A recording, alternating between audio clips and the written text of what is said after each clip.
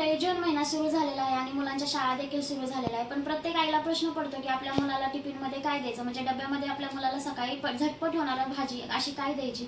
तर आपण प्रीताज किचन या चॅनेलवर आपण टिफिन सिरीज सुरू करणार आहोत. तर व्हिडिओ पूर्णपणे बघा आणि टिफिन सिरीज पूर्णपणे बघा. आणि व्हिडिओ आवडल्यास व्हिडिओला लाईक करा, चॅनेलला सबस्क्राईब करा, शेअर करा आणि कमेंट करायला विसरू नका. नमस्कार मंडळी, प्रीताज किचनमध्ये तुम्हा सर्वांचे स्वागत आहे. तर मंडळी, आज आपण शाळेचा डबा भाग 2 या सिरीजमध्ये तुम्हा सर्वांचे स्वागत आहे. तर मंडळी, आज आपण पालकचे फुलके बघणार आहोत. अतिशय पौष्टिक असे हे पालकचे फुलके आहेत आणि त्याच्यासोबतच दोडक्याची सुकी भाजी देखील बघ.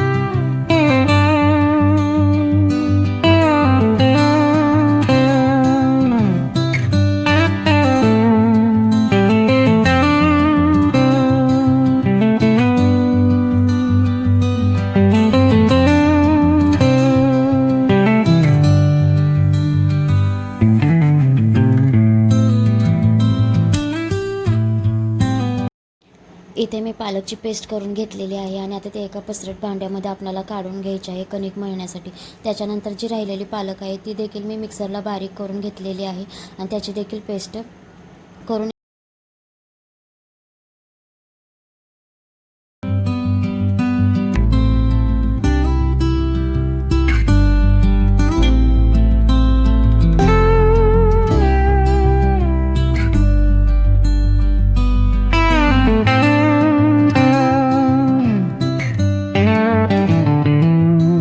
पालकची पेस्ट काढून घेतल्यानंतर त्याच्यामध्ये आपणाला गव्हाचं पीठ ॲड करायचं आहे आणि तुम्हाला लागेल त्या अंदाजाने पीठ त्याच्यामध्ये मिक्स करू शकता.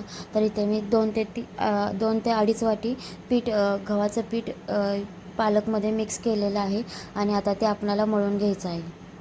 त्याच्यामध्ये मी थोडंसं पाणी देखील ॲड केलेलं आहे आणि त्याच्यामध्ये गव्हाचं पीठ ॲड करून झाल्यानंतर मी त्याच्यामध्ये थोडासा ओवा, हळद आणि चवीनुसार मीठ देखील ॲड केलेलं आहे आणि त्याचा आपल्याला पूर्णपणे असा गोळा चपातीला जसं पीठ मळतो तसा गोळा तयार करून घ्यायचा आहे.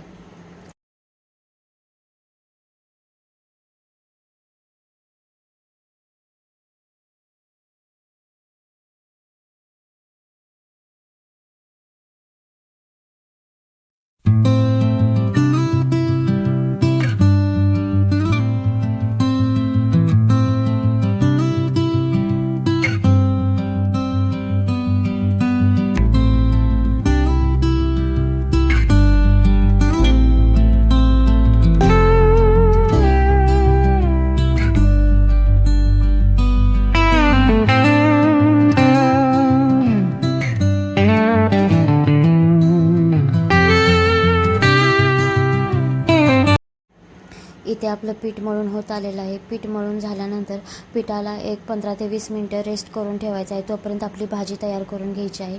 तर आता पीठ आपण रेस्ट करण्यासाठी ठेवून देऊया.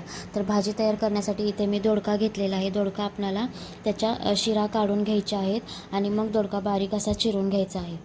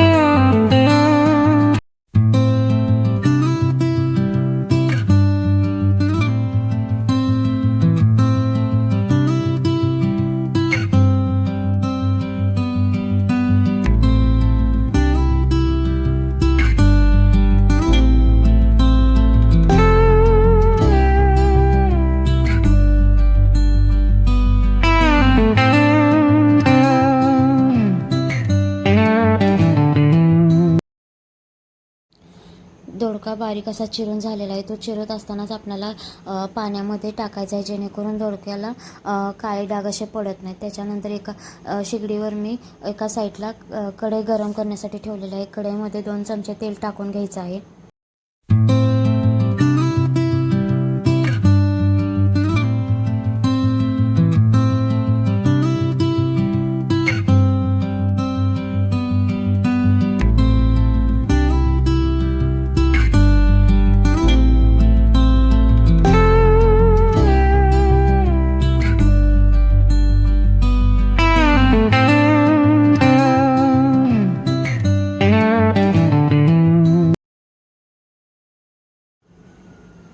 इथे मी कढई ठेवलेली आहे आणि आता याच्यामध्ये आपण 2 चमचे तेल टाकून द्यायचं आहे.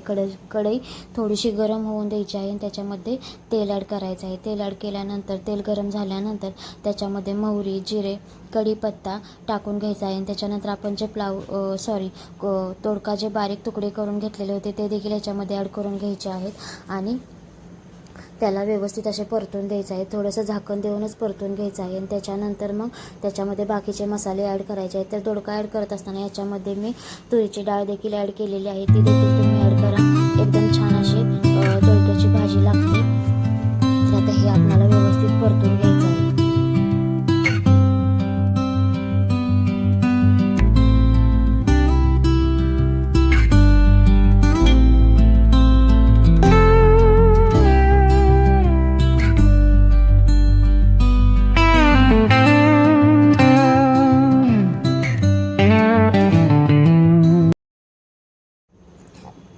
दोडका झाकण ठेवून वाफेवर शिजवून घेतल्यानंतर त्याच्यामध्ये आपण मसाले ॲड करणार आहोत. तर याच्यामध्ये कोल्हापुरी कांदा लसूण मसाला, जिरे पावडर, धने पावडर आणि थोडासा गरम मसाला ॲड करायचा आहे.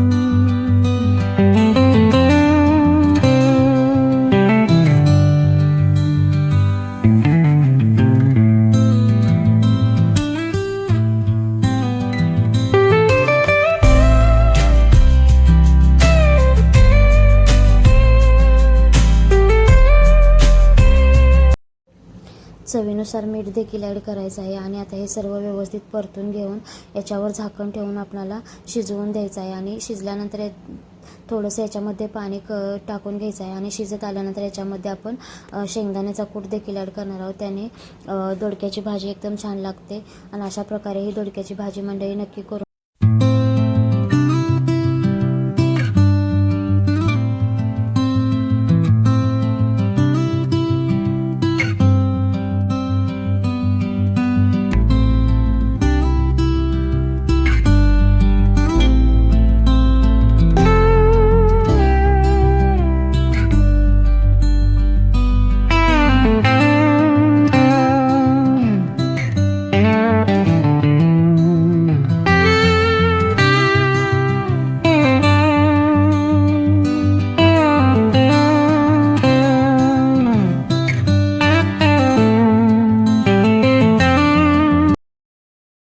तर मंडळी आधी इथे आपली दोडक्याची भाजी शिजून तयार झालेली आहे. तर आता आपण फुलके करायला घेऊया.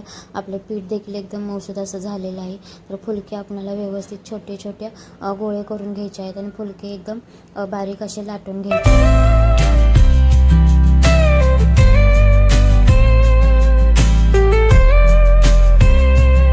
अशा प्रकारे फुलके करून बघा, एकदम मऊ लुसलुशीत होतात आणि एकदम तुम्ही घास तोडताना देखील तुम्हाला कळेल की अशा प्रकारचे फुलके एकदम छान लागतात. तर म्हणजे अशा प्रकारचे फुलके करून बघा आणि व्हिडिओ आवडल्यास व्हिडिओला लाईक करा, शेअर करा आणि चॅनलला सबस्क्राईब करा, कमेंट करायला विसरू नका.